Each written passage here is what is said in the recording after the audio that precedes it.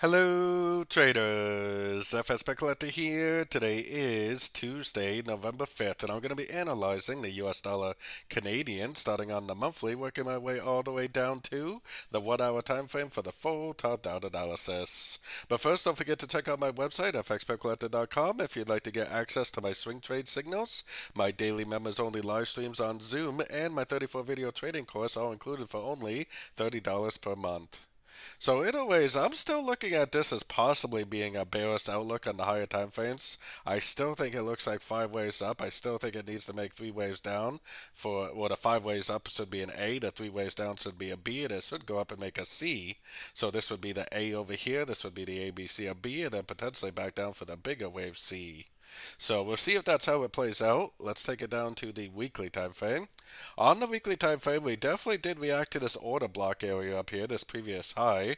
It did push down and it did break structure on sort of time frames. Now, it potentially could now be starting a 5 wave trend down, which I think is likely to complete this A, B, C of wave B, like I showed you on the monthly. But as I go down, I'll show you to the daily time frame. Now, we can't rule out the possibility of this move down being a crutch into this last move up. And then this going down to one of these lower Fibonacci levels and continuing the uptrend. Definitely a possibility. Now, I'm going to keep my options open because if it does this, I want to be able to recognize it. But also, if it does this, I also want to be able to recognize that and continue to look for shorts along the way. There should be a big difference between an impulsive trend and a corrective correction that goes to a Fibonacci level and turns back up. Heading down to the 4 hour time frame. On the 4 hour time frame, we definitely did break structure. I think there's a pretty good chance that this uptrend right here is over. I think we had an extended wave 5, which is why it stretched out so much. So we have a 1, 2, 3, 4, and then an extended wave 5. We do have a break of structure, and I think it did hold below structure enough to prove that likely we are now going down for either an ABC, which would go down to one of these fibs, or possibly a 1, 2, 3, which would likely just continue the downtrend. Either way, let's take it down to the 1 hour time frame. Now, on the 1 hour time frame, on all the US dollar pairs, we have this huge gap over the weekend. Now, most gaps do fill within 3 trading days, but otherwise, gaps can take pretty much unlimited amount of time to fill.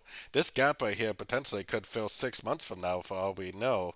Now, I think that pretty much every trader in the world is going to be looking at this gap thinking that this gap needs to fill today. And honestly, I'm kind of thinking the opposite. I kind of think this is likely going to go up and make an ABC, and I think that might fill maybe a portion of the gap, but I think it might leave the gap open. I think there's a good chance that the trend has already changed and that it is going to end up going down for either that ABC of 3 or the ABC of a crescent to the whole move up, or it's going to turn into a downtrend, making that big pattern I was showing on the weekly, monthly time frame. Either way, today is the U.S. election, so be very careful. There definitely could be a lot of volatility in the markets today. So don't forget to join my free Discord channel, which is linked down here in the corner. And as always, thank you and happy trading.